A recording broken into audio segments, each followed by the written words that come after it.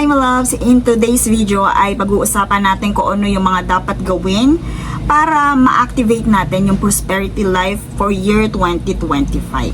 And before tayo mag-start, I would like to invite you to follow our other social media platform, and if you feel resonated with my energy, just click the link in my description box. Meron po tayo dyang link na kung saan maglilink sa inyo doon sa ating online shop. So meron tayong mga cleansed, blessed, and crafted na mga spiritual tools para sa ating manifestations. So just click na lang po kung kayo ay interested doon sa ating mga products. Okay? So let's move forward kung ano nga ba yung pinaka-effective na dapat gawin to harness the prosperity life for 2025. Ang year 2025 ay may year number na 9. So in numerology, meron tayong year number 9 for 2025.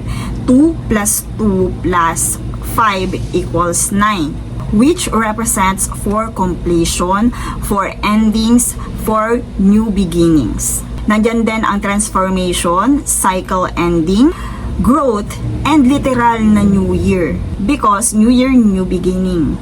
Ang year din na to ay kumakatawan sa wood snake. So wood fueling the fire. So again, wood fueling the fire. Kaya naman nagre-represent ito sa creativity, sa production, reproduction, and masasabi natin invention dahil nandun yung burning. Okay? So wood fueling the fire. Kaya naman narito sa video to ang isa sa powerful na method kung saan mako-complete or para ma-complete natin, ma-harness natin yung prosperity year for 2025. Kaya naman sa video to, narito ang isang powerful na method na kung saan ay makakatulong sa atin para ma-harness natin ang blessing ng taon na to. At para magkaroon din tayo ng complete transformation bago tayo mag-start ng new life and to manifest everything for 2025.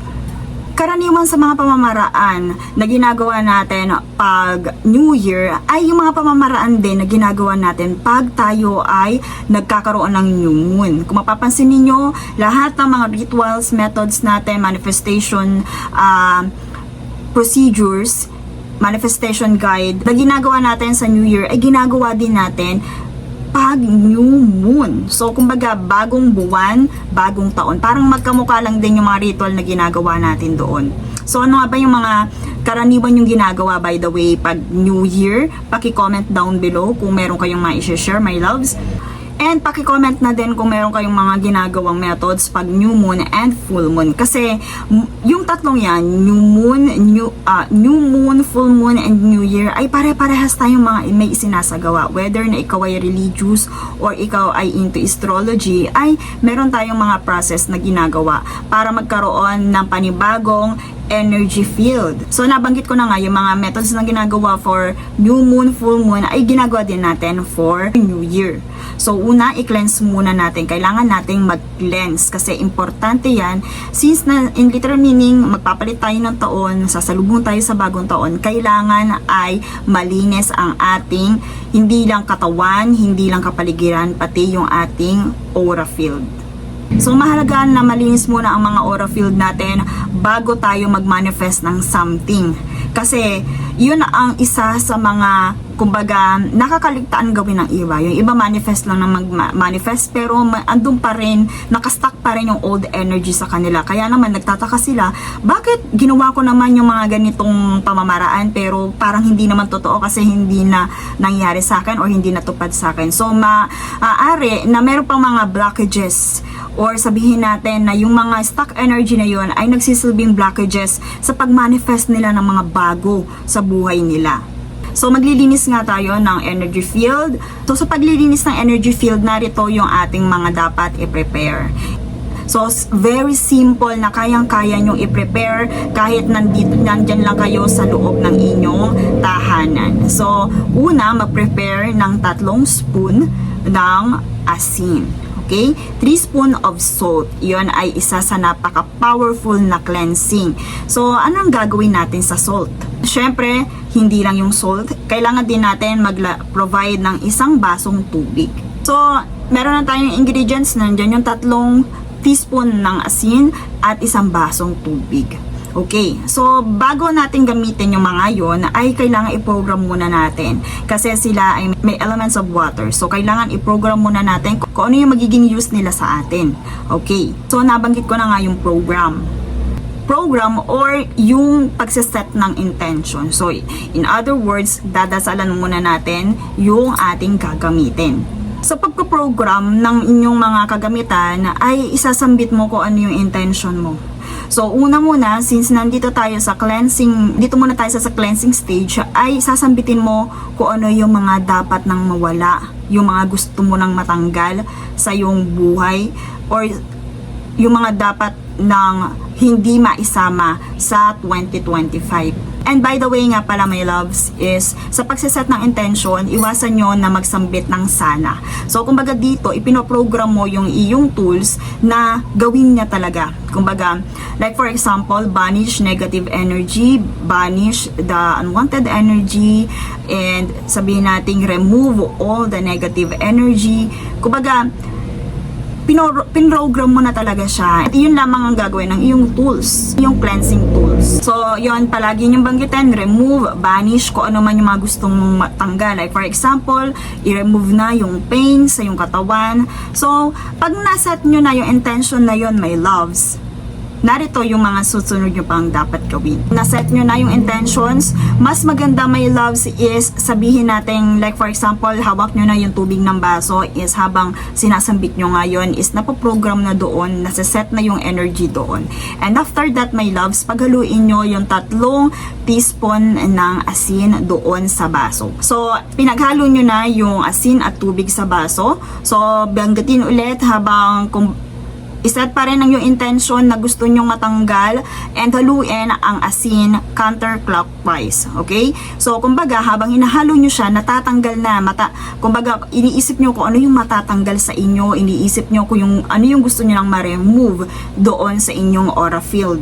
So, in other words, counterclockwise, palabas siya sa inyong energy. So, yun yung tamang procedure, my loves, pag nagseset tayo ng intention for cleansing. Kailangan at lalo na pag yung mga yan na nabanggit natin yung inyong gagamitin, is kailangan may remove, may banish, meron kang sasambitin ganon para matanggal na talaga lahat yung mga ayaw nyong isama for 2025. So, dahil nga nagsaset ka ng removal, okay, nagsaset ka ng cleansing, kaya kailangan is yung halo mo din pa counterclockwise palabas sa yung energy field. Pagkatapos naman ng intention setting or programming doon sa inyong pagka-cleanse, ito ay gagamitin ninyo sa inyong paliligo, my loves. So, usually naliligo talaga tayo bago magpalit ang taon. So, ito, my loves, ay ipapaligo ninyo. After ninyong mag-set ng intention, my loves, ay ipapaligo ninyo yung inyong ipinrogram na tubig. So, ito ay ibubuhos ninyo yung tubig na yon mula sa inyong ulo hanggang sa inyong paa. So, make it sure na maaabot yung mga dapat maabot, my loves, or make it sure na siya ay aagos sa inyong mula sa ulo hanggang sa inyong paa. Habang umaagos or dumadaloy sa inyong katawan yung inyong ipinrogram na tubig, ay isipin ninyo na natatangay din ito yung mga dark negative energies sa inyong aura field. So, habang iyon ay natatanggal, habang iyon ay nagfo-flow sa inyong katawan, kagaya ng tubig na yon, ay unti-unti na rin na isasama yung mga dirt sa inyong katawan and the aura field. And after nun, my loves, i-visualize nyo din na napapalitan ng golden or white energy yung mga natatanggal na dirt sa inyong katawan.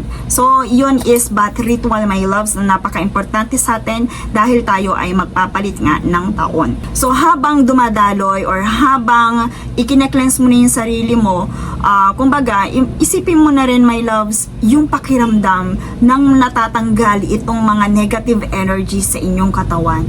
Kumbaga, dito habang naliligo pa lang kayo ay nagvi-visualize na kayo, my loves. Napaka-importante, my loves, ng pag-visualize kasi iyan ang magsaset sa inyo ng inyong positive energy. So, iyan din yung isa sa mga nakakaligtaan ng mga gumagawa ng mga manifestations for prosperity year. Kasi, kumbaga, naiiwan doon yung energy, yung low vibe energy dahil hindi nila ini-incorporate yung visualization. So, importante na nandun yung visualization pag natanggal na yung mga negative energy na yon, gaano ka ginhawa yung pakiramdam, my loves. And then, after nyo maisagawa itong ritual na to, my loves, so, since na malinis na or malinis na yung inyong aura field, back to blank state na kayo, my loves, or back to blank slate na. So, ito na yung pagkakataon para i-program nyo yung inyong 2025. So, narito naman yung mga dapat nyo igawin para doon sa next step natin after nyo magkaroon ng cleansing ritual. Okay, so okay na, nakabihis na, nag-iintay ka na lang ng pagpapalit ng taon. Ang gagawin mo na lang, my loves, is to visualize kung ano yung mga wish na gusto mo naman mangyari for 2025. So, kumbaga, intention setting again, kasi since na back to zero ka na, natanggal na yung old energy, negative energy, visualize kung ano yung mararamdaman mo pag natupad mo na yung mga wish na yon, or natupad mo yung wish na yon for 2025. So, kumbaga, nag-set ka na ng intention, and then, andun na yung frequency na kung saan masaya ka kasi na-imagine mo na ano yung feeling pag natupad yung iyong wish sa taon na yan, sa taon na 2025, di ba? Then, mas magiging powerful itong intention setting na to kung sasamahan natin ng isa sa pinakamaswerte nating pampaswerte ngayong 2025, which is the cinnamon. Gamit ang pen ay isusulat doon kung ano yung wish ninyo for 2025. Like for example, wealth, fame, recognition. Isusulat nyo yun, my loves.